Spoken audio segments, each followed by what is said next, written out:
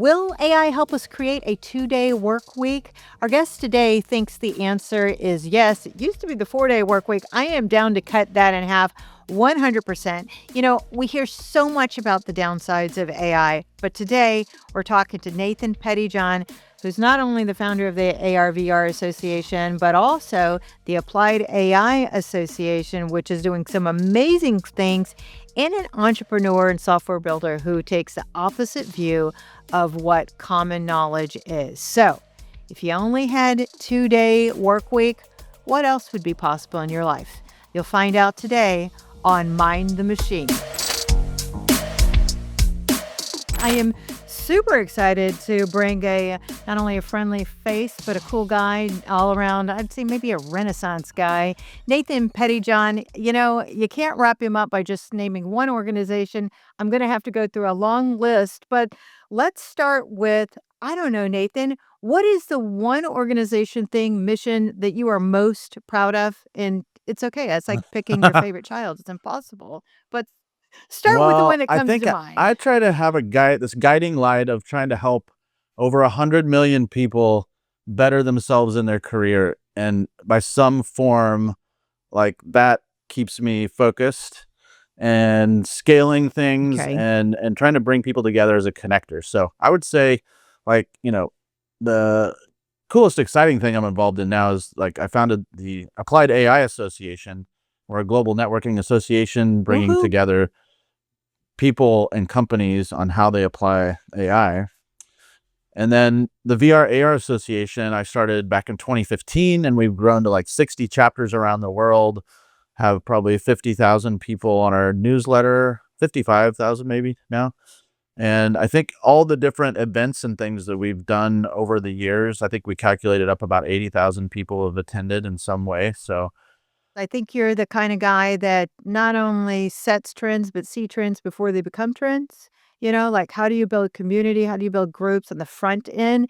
I was just talking to Josh about how really leadership looks like when you create community, and communities are places where people grow. And so if you make a commitment to say, I want to grow in my knowledge of learning AI and not just radical myths and magic of AI, but like practical applied AI, this is what you've done. You've set a stake in the ground. And I know I personally, when I was looking at it and following you, I'm like, I need to know more about it. So, full disclosure, I'm a huge supporter of Applied AI Association from the San Diego perspective, but also from a global perspective. And so that's what I think of when I think of you. I also think of what you've done with the AR/VR Association, which is pretty huge now. Maybe talk a little bit about that. yeah, I mean, it started off, I was actually living in St. Louis, Missouri at the time, and I had a software company I was running, and we were doing some really cool mobile software.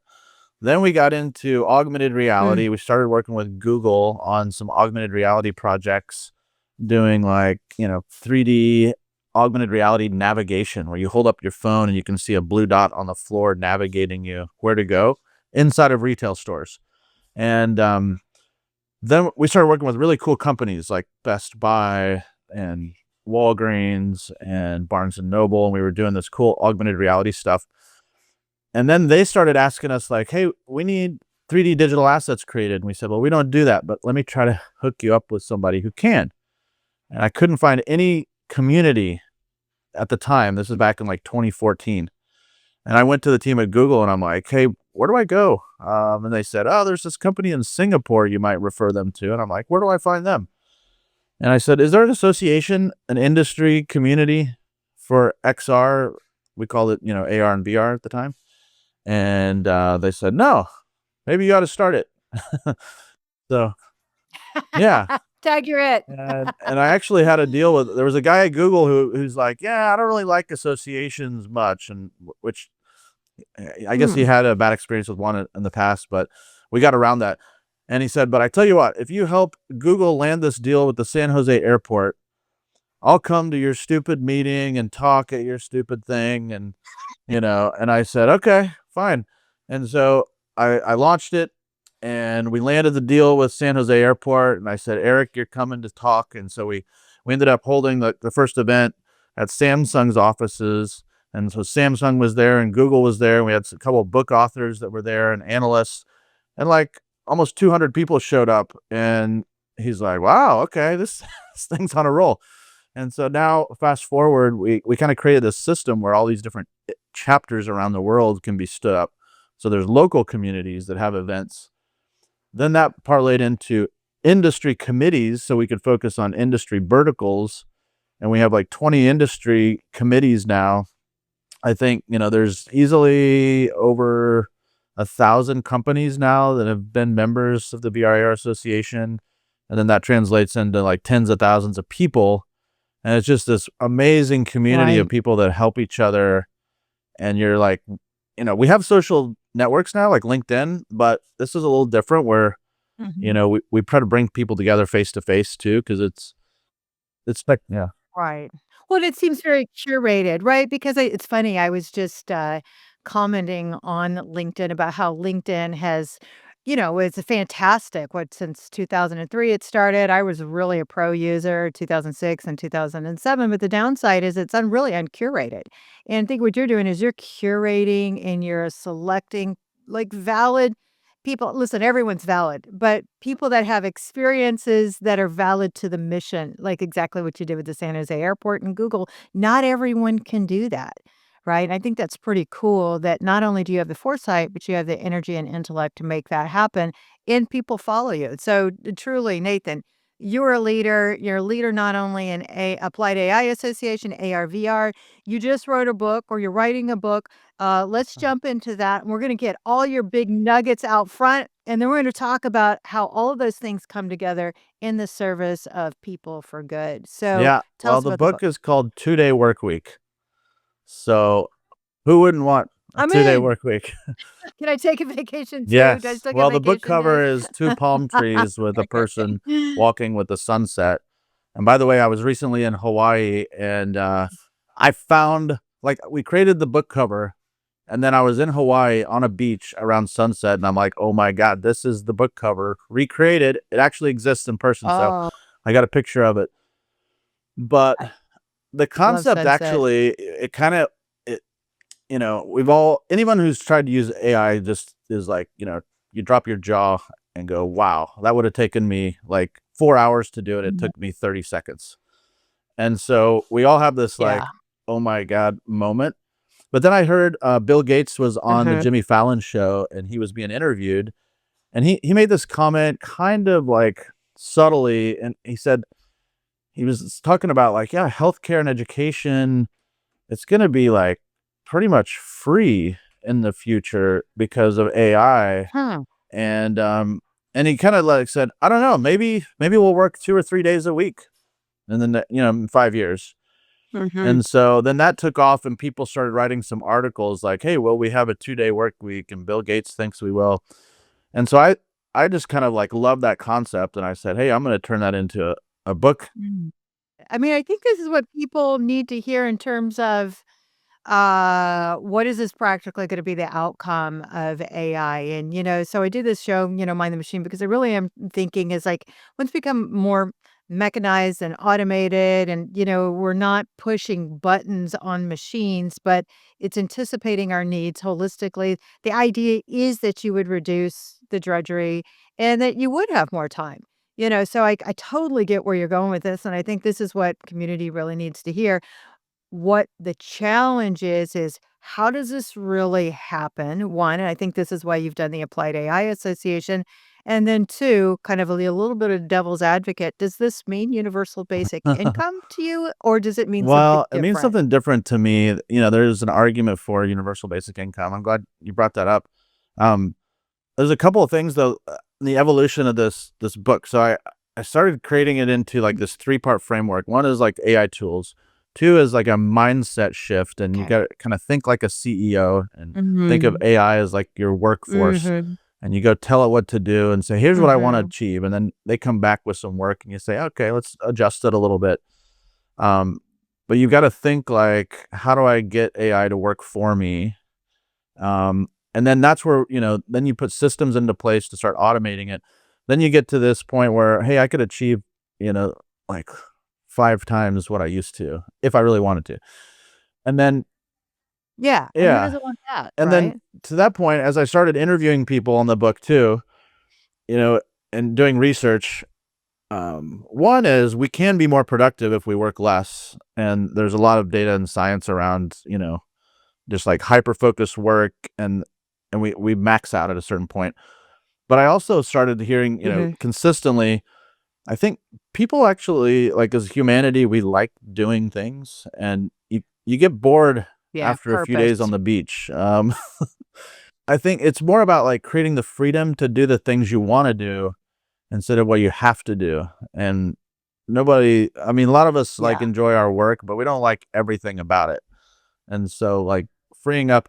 So I true. think we're going to continue to be more and more productive. We're just going to enjoy doing it more and hopefully have a little more Yeah, relaxation and maybe a little less stress. And that's kind of what I get into in the right. book in some depth.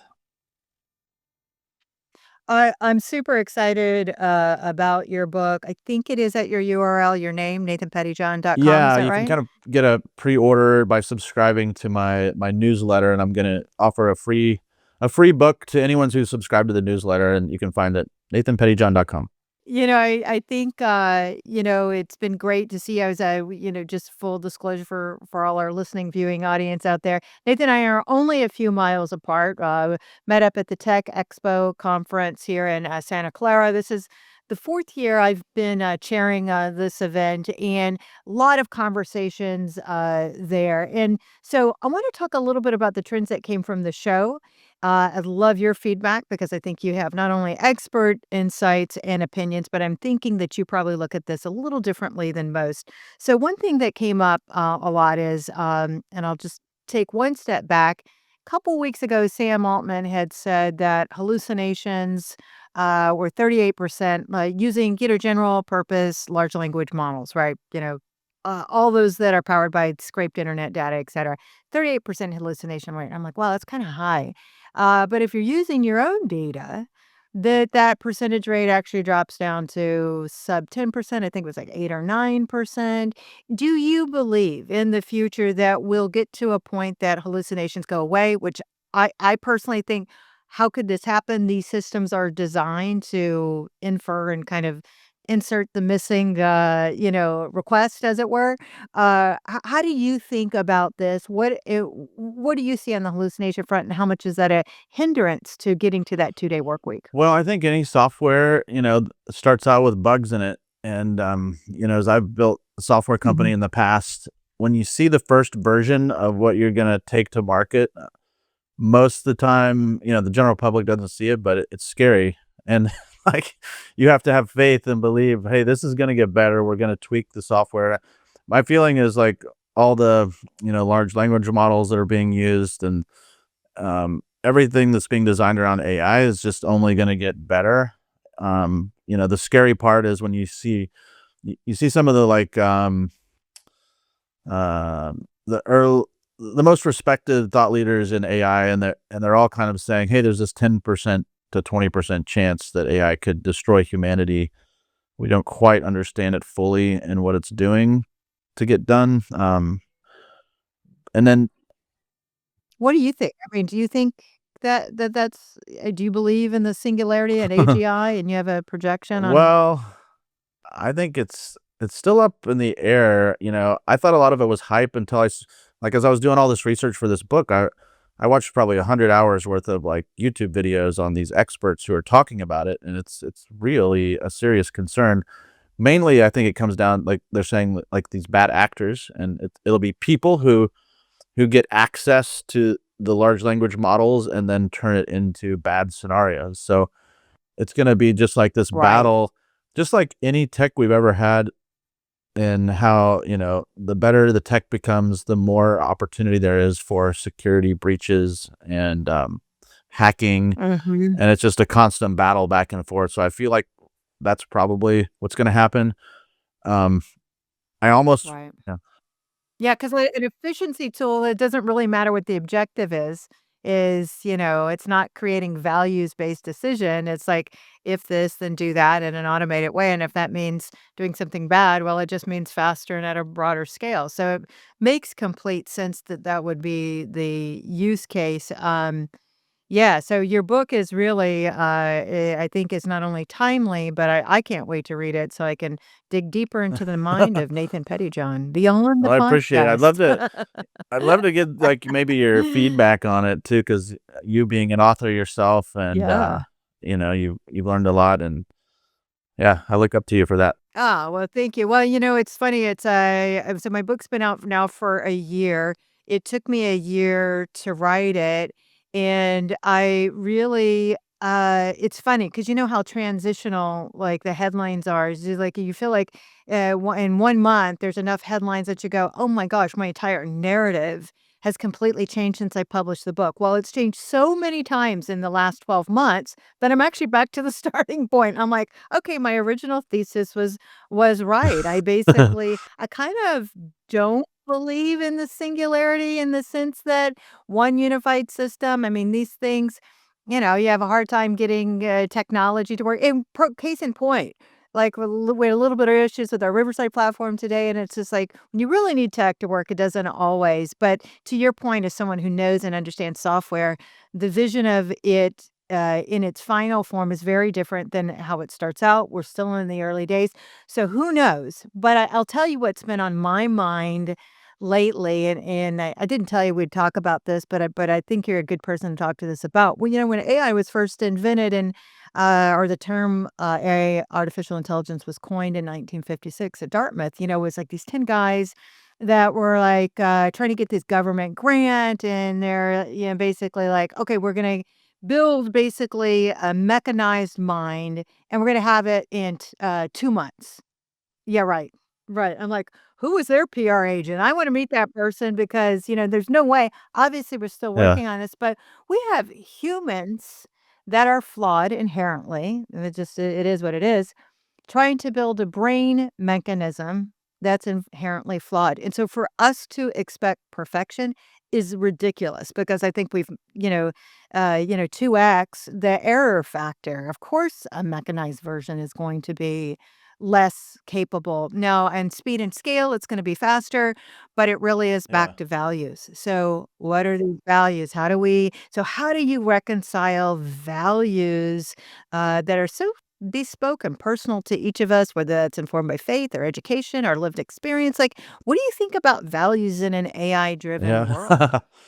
I feel like the AI is a reflection of humanity. I mean, it's what all the large language models were trained on, is everything that we put into the internet over the past 20 years. So it's going to have problems too. And, like, even preparing for this podcast, I went to Claude, and I said, "Hey, give me some good talking points and some stories that I can tell that are captivating, for this podcast with you." And then I looked at it and I was like, "These are made up stories. Like, where did the?" And so I like replied to Claude and said, "Hey, give me like real stories that I've actually talked about before, because I've loaded, context in." And it says like, "Oh, Yeah. you're certainly right, and I apologize for fabricating this information." And it's like, what? I mean, at least it apologized. Likewise. So I was in Grok. And I'm like, let's talk about the power of building community and associations, right? So it's funny, Yeah, we're doing the same thing, trying to like, how do we bring the best insights for this podcast to have value and takeaways, right? And it's like I think we've proven just by this conversation that it is now part of our daily fabric, but that we also know that these are broken systems, right? It's collaborative at the end of the day. It is not. I don't know that it'll ever be perfect. So when I hear things like, "Oh, we've filed a patent against solving our hallucinations," I think that's garbage. I mean, I just think that's garbage. I mean, what do you well, think? yeah, I agree with you on it. AI is driving a lot of its intelligence off of everything, digital that's been stored. And then, especially like our um, demographic right now, there was so much of our life that was never digitally captured. And so I think it's gonna Right. change. Yeah, Thank God. because like, I have stories, as a kid and all this, and as a teenager, and that were never, like, captured anywhere, except in my mind and, my friends and family. And then but you mentioned Sam Altman, he was saying how, like, the different demographics now are using ChatGPT differently, and, like, teenagers are using it for Mm. everything, like, asking it questions, telling it stories, and, it's just, like, their companion, and so that is gonna change, I think, where everything's gonna be digitized, and then you saw, like, they acquired, Johnny Ive's company for, like, 6 billion in stock, and now they're gonna come out with devices and wearables, I think, so, like, my guess is it's gonna be listening all the time. Yeah, and I'm like, that's mind-blowing, and when I heard that, I thought, "Of course this makes sense." And, what is the goal here? Is the goal is to get away from pecking on buttons, right?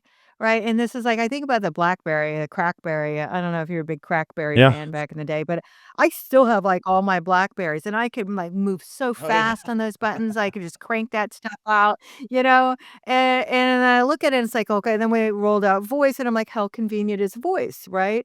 But it was kind of kludgy. But like even like Grok today, it's even in these prompts, it's a natural conversation. So I do find myself talking to Grok all day long.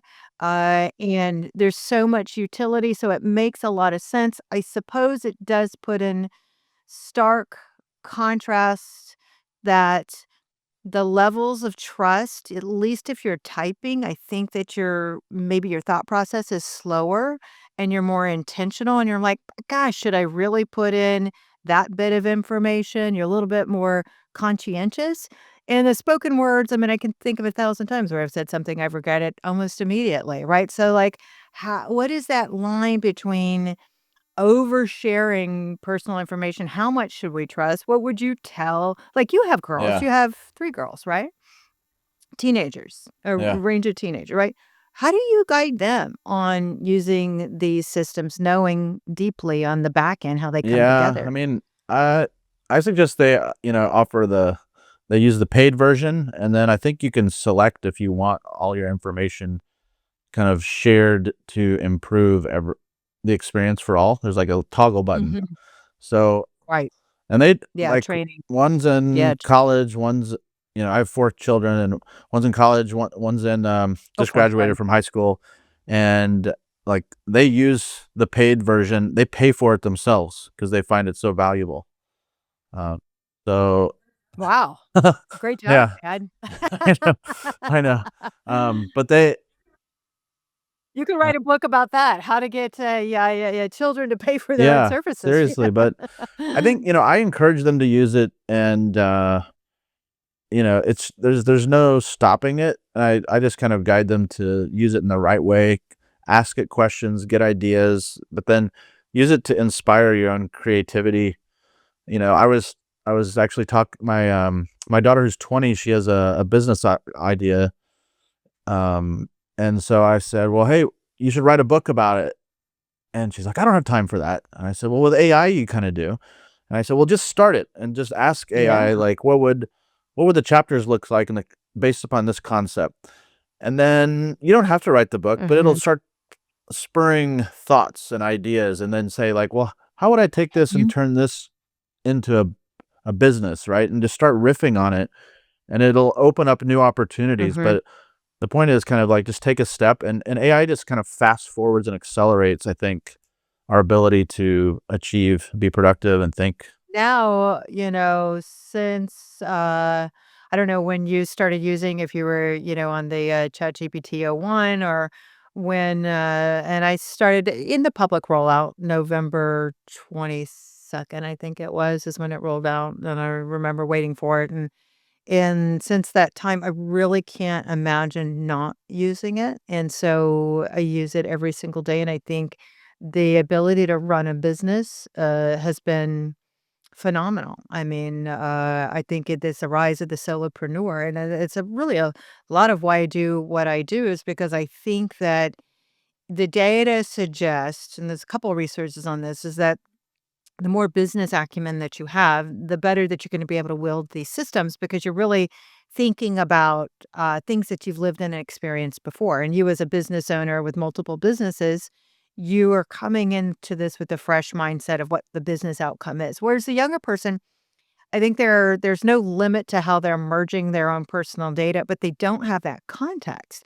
And so this has been my concern. It's what I've been thinking and recently writing about is, are we in any way not creating the right environment for kids and young learners and interns and high school, college to actually learn experientially in tandem with AI? If we're like collapsing internships, if we're, collapsing jobs, are we in any way short circuiting them? Yeah, I'm sure we are.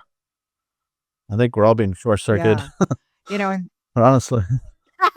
well, and it's like, you think about the calculator, like, the calculator was banned by the PTAs in some districts when it came out. Remember Mr. Calculator, a little Yeah, bright orange feller? yeah, And it's like, yeah, people were like, "Oh my gosh, you're doing cognitive shortcuts, and we ban it." And it's like, how ridiculous is that?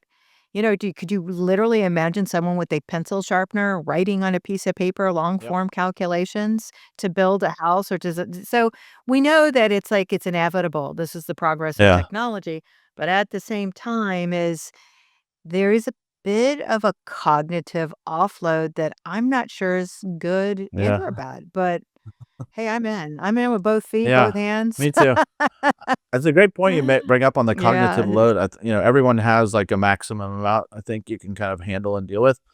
So but I think it can be good because it's gonna free us up to think, bigger and differently. If you go back to, like, the calculator thing, right? I mean, I find myself sometimes I'm, like, doing on my phone, I'll pull up and do a calculation, I'm like, I I did it, and I'm like, "Why did I do that?" I literally know how to add, you know, a couple Mm, of two-digit mhm, numbers, but mhm, I'm just programmed to do it. But it mhm. it kind of offloads some of those more, like, remedial things so that we can think more creatively. Yeah. And I do the same thing with GPS. I literally know how to get pretty much everywhere in my town, and I have a Tesla too, right? So it, like, syncs to the calendar, and then it's, like, automatically going, but if for some reason, I'm like, a new destination, I'll plug it in, and I'm like, "Why am I doing this?" I know how to get there, and so part of me says, that path of thinking through, spatially, get here, this point to that point, is almost like exercising a muscle, even though it is a cognitive offload. I feel like there's a little bit of an imbalance there. But I mean, what's a gal to do about it? I mean, you would know so much more about this given your experience with AR and VR and kind of these digital realities. Any thoughts on that?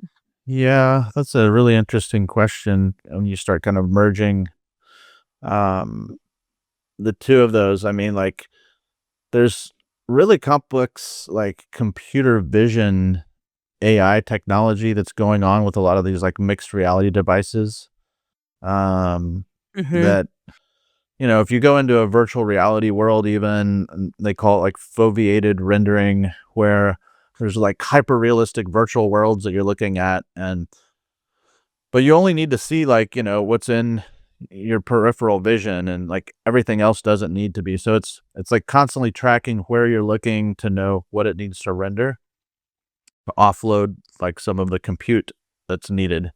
Otherwise, it would be far harder to, display everything to you.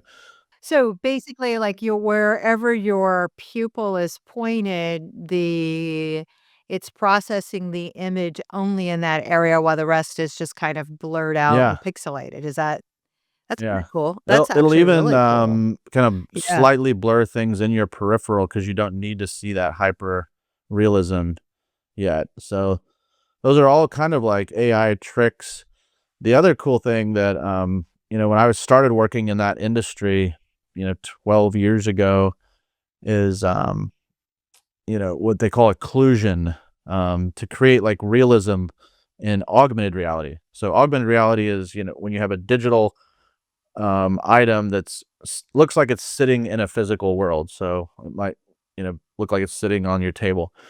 But then you have things that like move, and then as you walk around, you might go around a corner, and in the early days of AR, like that little, Pokemon monster, right, in Pokemon Go that was sitting on the floor, you walk around a corner and it breaks the whole experience because it like still sits in front of the wall you just walked around.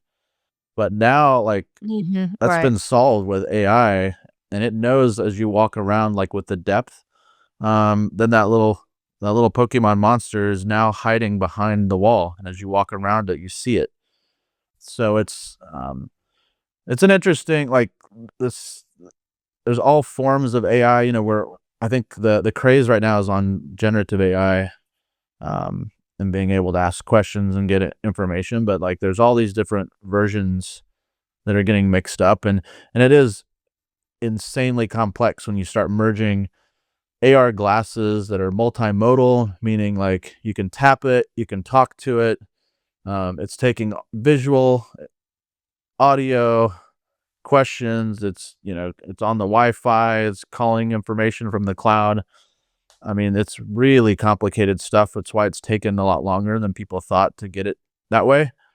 And especially get it into a form factor that is just a pair of glasses we can wear. Yeah, that's lightweight and looks good. I mean, kudos to Meta because I remember the first Google glasses. I'm like, no, there's a lot to be desired here. And I think the Meta glasses are absolutely phenomenal, especially being able to, audibly talk and prompt a large language model while you're walking and talking, protecting your eyeballs and listening to music. I mean, it's such an amazing experience. I really, really love what they've done there. You know, what I think about Nathan, and this is something that I'm working on, and I'd love to involve you in this, is really thinking about merging those large language models into robotics. So like physical embodiment. And, what is the gap from getting, generative AI inside these systems? Now, clearly, maybe it's not clear, but it's just like, what does that path look like? And what do you think about, like, the reality of hardware combined with software and generative AI to affect humanoids? Yeah. Elon Musk says that, their humanoid robots, he expects to be the most successful product ever sold in the history of humanity. And I Wow. was listening to I listened to several podcasts recently with some really prominent people, like, some of the smartest investment venture capitalists, people. They all believe that that's true. So, and you've got Yeah. Yeah, and yesterday was, and I think, most of Tesla stores now have Optimus in yeah, their stores, and I've seen video of him, folding laundry, and I'm like, sold." Like, I need 2, like, I love that. My prior podcast was with a guy, CEO of Ferrum Health, Pelu Tran, who really was talking about in the healthcare industry, there's so many undesirable jobs. So while you and I, when we go to conferences and speak and in our books and written content, we're always talking about that offsetting the job loss. And he goes, this is not an issue in the medical industry. You have the crushing weight of an entire boomer generation that not only is living longer, but, they have reams of data, so much care that has to happen is that, there's so much opportunity for innovation. And it makes me think about robotics in healthcare. And, in some ways, when I think about it, Nathan, I think, do we want hardware taking care of our loved ones in frail states? And if it's the choice between us doing that versus the robot, like, yeah, I don't know, big decisions. yeah. Like, what do you think? You think we'll get there? Are we Oh are we yeah, getting there? I think we are. I mean, the iPad has taken care of our kids for the past like 5 years. I think. I mean, I Yes. mean, you've seen, and it's I don't know that it's necessarily a bad thing, but you're out and about and you see No. kids walking around, 5-year-old kids walking around with a tablet, with rubber around it, so when they drop it, Yeah. it's fine. But I Yeah. mean, we just kind of easily let technology kind of take over. Maybe we shouldn't. Same with, like, they're getting exposed to social media at such an early age, but I think I think it's gonna happen. I think people will, Yeah. be weirded out at first, and then over time, it'll just become part of everyday life. But, Yeah. the, Yeah. there's a principle that I'm proposing in my book, and I'm finalizing what I call it, whether it's like the Pettyjohn principle or this like AI demographic principle, but it basically looks at, it's almost not a matter of if we want to, but like we're gonna have to have like this Mm. AI robotics in place because if you look at like the maybe the population, right, it's declining, Uh-huh. and we're at this like kind of tipping point where, and Elon Musk talks a lot about this, where, and it's part of the reason I think he's pushing for humanoid robotics is there's a correlation of the population decreasing. We're not, having as many children, and that's going Mhm. to affect our productivity and GDP, and it's going to create a really bad problem if we can't increase productivity. And so then, like AI actually kind of comes in and solves some of that. And so there's this correlation, and I'm still finessing it and using AI to do research, which by the way, Claude, um, as I was doing this, like in a matter of about 5 minutes, I think Claude was able to go and source over 320 references and data points on economics and Love it. population control all over the world, reports. It was unbelievable. And No, yeah. it's so phenomenal. It really is phenomenal, and I love that. I think you should call it the Pettyjohn principle. It's great. We'll get a little trademark. We'll get T-shirts made. It'll be awesome. Stickers. But I definitely when I think about what you're saying is I really believe that most folks we they get that value of generative. And I think where they're stumbling is like when I do audits with businesses. I have clients in construction industry, recycling industry, clean tech, retail, luxury retail. Where they're really struggling is how can they get generative AI to work on the back end on process. On the front end in marketing, I think we've done well with use cases and we've kind of like, okay, video, audio, like all the fun stuff, right? But it's that back end process part that I think is really not only tricky, but to me, that's the real promise is like agentic AI. And is that hype? Do you think agentic AI is hype? Have you seen anyone that's really done this quite well? And we're not going to talk about builder AI, who basically you know, yesterday, I think we talked about this yesterday when we saw each other. It's like, this is totally fabricated with offshoring teams, simulating agentic AI, and it was a bunch of humans. So, what do you think about agentic AI in the hype cycle there? Is it a hype cycle? I don't think it is a hype cycle. I think like basically having AI agents are kind of like little workforces that you program to go do things for you automatically, right? I mean, Mhm. that's maybe not Mhm. the most eloquent way to explain it, but No, I think you did it. I think, yeah, yeah. But, when it's like a look at it, I think about things yeah. like Zapier, right? If this, then that. And then I say, okay, well, if you do Zapier at scale, 300,000 transactions, it gets really expensive. Oh yeah. Love Zapier, no shade to Zapier, great company, right? There are other ways around this. I think there's N8, N8N is really drops the cost. AWS, Lambada really drops the cost. But these tools aren't really accessible and democratized like Zapier is, right? And so if you're a retailer, and you're basically your marketing team has figured out some of these integrations and some of their platforms, but you really want to get the process right? You're gonna want to get the process right on the back end. That seems elusive to me. And that's that part where I'm thinking through. I'd love to find out who's really doing this quite well, which is again why I'm so excited about what you're doing with Applied AI Association, because I think this is not only what you're curating, but you're uncovering and empower people to Yeah. talk about. Somewhere there was a question in there, Nathan. I lost it way No, back. I mean, But what do you think you're about blessing that? us with your intelligence and giving us inspirational thoughts here. I love it.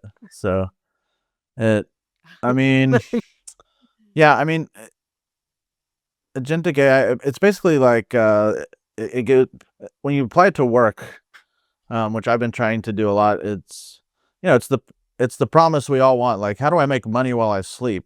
Well, somebody like, if you're a Yeah. business owner, you kinda think like that, like, "Oh, maybe I've got a team doing work for me, and they're Mhm. producing," and that's the same with, like, your AI agent that you can go and program, or not even program, you can program it with a prompt and say, "Go do this thing," and, it does it while you're sleeping. That's the rise of the solopreneur, right? Is, to get these things going and, to get I feel like, I would love to, definitely be part of that team that shouts about your book when it comes out. When are you looking to, launch? And, what else should people know about what you're Well, doing? I'm targeting July 1, trying to prove that I can actually do a 2-day work week to some effect or get close to it. So even the book, like, I've been writing it for about 2.5 months now.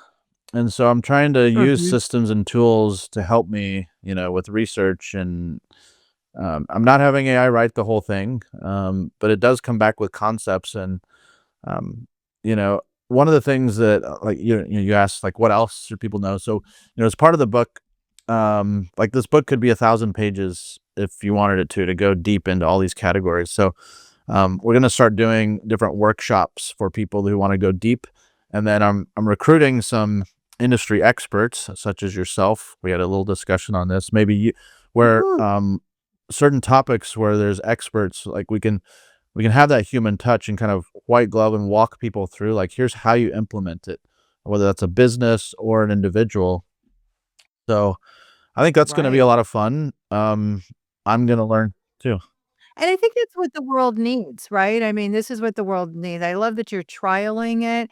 And I think this is what AI isn't allowing us to do because normally, I mean, could you imagine? I mean, writing a book before 2022, November 2022, was one of those lifetime goals that you had to set. You had to go on a Yeah. sabbatical. You couldn't really work.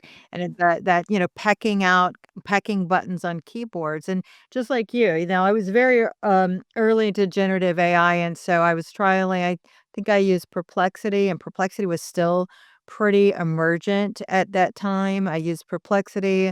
I used, ChatGPT, and 2 others. I put them in the back of the book, but every time that I had an instance of where I had prompted content, I said, "Okay, here's the prompt, and here's what I did, and here's what it came out with." And then I do a summary analysis of, like, what I liked and what I didn't like. And, of course, Nathan, we cannot have a conversation about AI without talking about the areas that have to improve. We touched on it a little bit with the value side, but it really was, as I would go to generate images, I'm like, "Create an image of a CEO." Well, the CEO was always dudes, and I'm like, "Okay, well, create an image of a blonde, female CEO," and it came back with, like, this Pamela Anderson looking thing. Lovely lady, but I'm like, no, like, okay, can we get, like, a little bit more, like, less typical of the blonde, female images one might find on the internet, right? And so how do you get it to get to the point where we can minimize those biases? And it sounds like when people really understand that their data is something that they can use these large language models, i.e., transformer technology, to create their own prompts, and they can control the outcomes in a way that has a lot of utility. And what I'm finding is folks really think that the ChatGPT is the only path. And that's the reason why I wrote my book. It's because I'm like, there's 1,000 other options out there. They all have really great, nuances, and it depends on the task. And I also think you don't need like large language models. You could use small models. You can use video model. There's like all these things. And so I guess my mission, with the book was really to empower people that to think just because you're not in the technology industry, you're not a Nathan, you know, you can take, trial, understand, deploy, practice, and create autonomy and revenue. And I don't promise anyone they'll get rich, right? I'm just saying you might get to what you're creating, which is a 2-day work week. And I think that's Oh, amazing thanks. title, by the way. Another concept I wanted to bring up real quick too, and it's like, looking at your Yeah, please. health and, staying fit and in shape. And so many of us like have so much work and things to do that we don't have time for it. And so, I mean, we could be at a point where we're gonna be the most healthy, fit, you know, age of Mm, humanity, I maybe, like that. if we take that extra time and try to work out. And I even talk about that in the book where, consistency and working out, like, every day is better than, like, let's just try to do it, like a super long workout twice a week. And so even if you can carve out, like, 30 Right. minutes, 6 days a week, it makes a difference. And so I love talk that. a little bit about that. I think that's a really, really great point because I don't, I remember when I had first started at Qualcomm, they had just launched the EVDO. EVDO was fairly new. And I remember being in the back of like a test van with one of the EVDO laptops, like driving around the campus testing these laptops. And I remember thinking, oh my gosh, one day I'll be able to work remotely with a connected laptop. I won't have to come into the office. Now, that never really happened until COVID, where I was actually not able to escape the fluorescent lights. But it's like that pervasive connectivity. We saw that we could have these productivity gains. And I think the key for and I guess this is more of a question, and maybe a thought for you too, is like, just because we can, will we? And I think of things like, there's companies that have unlimited vacation policies, and they do that because they know most people that are living in their purpose, like you, would probably work all the time because you want to get the thing done. So it's like it's irrelevant of whether you give you 2 weeks of vacation or unlimited. So just because you can, Yeah, will you? Uh, very deep, philosophical it question, is, yeah. maybe. I don't know. Well, I think I was having a conversation with an industry exec on these topics yesterday, and he had this cool term, which I'm sure you've heard before. It's like, um, you gotta get a shot in the arm of, like, the good stuff. And so if you can kinda taste if you can get a shot in the arm of, like, the happiness that this extra productivity brings you, um, then maybe you'll start doing it more. And I'll transition it like, the Right. the topic I Right. think we were talking about was, this concept that I have in the book called the micro vacation. I'm sure somebody else has talked about it before, Oh, but, um, like, taking like, literally just one day, to go somewhere fun and spend, 24 hours and enjoy it. And so, like, I've been doing that quite a bit in the past couple, like, 3 or 4 months. And a lot of it's like work travel, but some of it's not. And I think I've done like 20 trips in 4 months. And and so, oh, like, that's awesome. I'll do longer haul flights, and so I can get in, like, on Wi-Fi for 3 to 4 hours on the plane, super focused, get a ton done, and then just, take an early morning flight, and then you get there by noon. And, like, then noon in the evening, you kinda have this mini vacation in maybe a exotic location. And then, the next day you come back. But those, like, shot in the arms of, like, happiness, like, at least for me, it's kind of a life changer. You're like, "Wow, I'm, like, living I life." love And that. I used to think, like, "Oh, if I wanna go to Hawaii, I gotta carve out, like, a week or, like, 4 days." You can actually Yeah. I'm here to tell you, Yeah. you can do a 24 to 28-hour trip to Hawaii, and it's fun. I think that's amazing. And honestly, I'm really glad you're saying it, and I don't hear people say that, so maybe you call that the Pettyjohn micro vacationing formula. Like, go ahead, let's just really get that branding going Yeah. because, no, it's a real deal. It's a real thing, and it is speaking into the paradigm shift of what we think about work, right? 2 weeks vacation, you take a week off, you're like, "Wait, look, I just spent, 1,400 round trip. Like, I gotta stay there for a week. I gotta, take advantage of that." And just like, No, man, just go just take what you can, when you can, where you can, and I think that makes a lot of sense, and when I think about, like, the optimum work week, if I think about how would I apply your 2-day, just, like, really thinking about this in real time, it's like it'd probably be 16 hours Yeah. spread across a week, it's, get up at 5:30, do, a couple of hours of work every morning just to Oh, keep yeah. the ball rolling, just to keep things going. But it's like cumulatively, maybe it is 2 days a week because I do think we're killing ourselves sitting in chairs all day and looking at fluorescent lights. And I'm like, full disclosure, like I am a little addicted to the platforms and that will be my challenge is to actually take advantage of that time that I've allowed myself by using AI. I have not done that yet, and so I think your book is gonna help people bridge to the, Yeah. better live life. Well, I appreciate that, and, I'll give you an example too, like, one of the things there's a theory like that if you need to stay focused and not multitask but there's, Mhm. like, little for me, like, whenever I'm working out, for example, my subconscious mind kinda kicks in, I come up with these ideas, and I might it might hit me like, "Oh, I gotta get this done. I'm out for a 2-mile jog, like, I gotta get back soon." But just the other day, um, you know, I had a proposal I needed to get out to a new consulting client, and I was jogging, and I literally used ChatGPT, and it's, stores memory and all this. So I'm running with my AirPods in. I just said, "Hey Siri, open up ChatGPT." I've got to cover my phone or it's going to do it here, but and it did, and then it has this ability to talk to you. So if you're using the app, Mhm. and so I said, "Hey, create a new Mhm. proposal for this company," which I had stored research in ChatGPT already about, and I said, use the format that I used for this other company, and with these goals and targets. And it's like, okay, I'm on it. And it's like before I could run literally a block, it's like, okay, I've got the report ready for you to review. Would you like me to, read through it? It's like, yeah. So it's reading through it, and then I'm asking it like, oh, modify this section.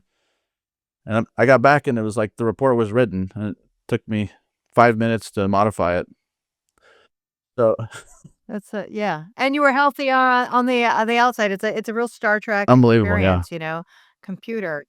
Earl Grey, always think about Captain Jean-Luc Picard. He's talking to the computer, having these things done, but it's not a cup of tea, it's a proposal. I mean, this is legitimate and it's real. I'm gonna leave you with a final question, and, it really has to do with what is going to block people from participating in this economy in this way, and what do you think they need to do to take advantage of this? Like, you mentioned mindset, you mentioned, like, what do they need to do? Like, do you know someone in particular who's like, "No, man, end of world, I'm not touching that stuff." How do you approach that Well, individual? Aside from ignoring them and locking your door, just kidding. no, that's a funny good question. I'm sure there are out there.